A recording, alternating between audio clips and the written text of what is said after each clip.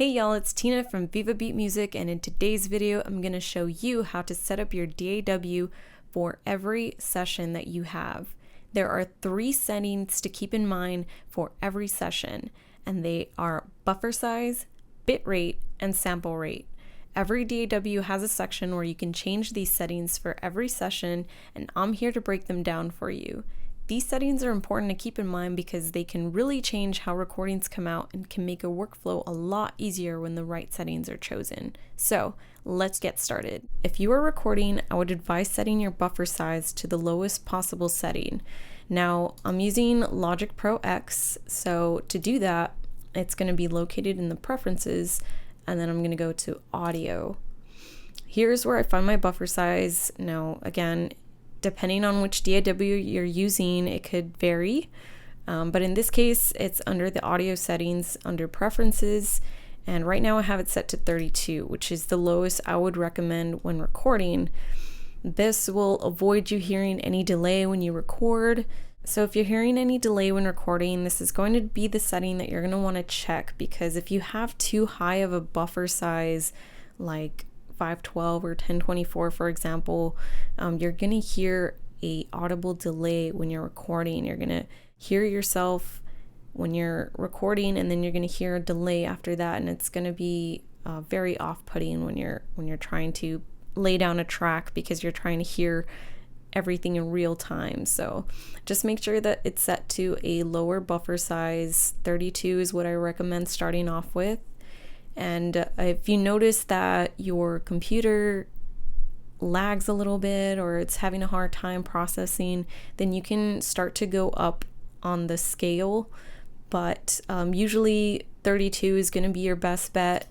It's what I recommend. It's going to be the one that creates the least amount of delay. So start off with that first and see how that works. Now, when mixing, the opposite is true. Having your buffer size set to the highest amount when mixing is best, so your computer doesn't have a hard time when you are making edits or using audio plugins, which tend to take up more processing power from your computer. Okay, so now we're going to look at the bitrate settings. I recommend setting your bitrate to 24 bits.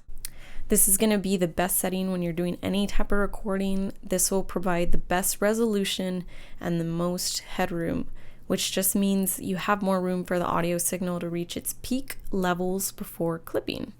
All right, so the last setting to check before recording or mixing is going to be your sample rate. Now, the sample rate is important because it's going to determine your resolution of audio that you're going to be recording. 44.1 kilohertz is the standard that most audio is consumed, but you can record with 48 kilohertz or higher if you'd like. Now, since I'm using Logic Pro X, I can change the sample rate under record and recording settings. This is where all the sample rate options are located. And right now it is set at 44.1 kilohertz by default, but you can go as high as 192 depending on the DAW and the audio interface that you have. And 44.1 kilohertz or 48 kilohertz is usually a good sample rate to stick to. Keep in mind that the higher the sample rate, the more processing power your computer will need, so it might cause some lagging issues if you don't have a computer with a good processor. But for now, I'd recommend just sticking to 44.1 or 48 kilohertz, because anything higher than that doesn't really have an audible difference. All right, so these are the settings to check before starting any recording or mixing sessions.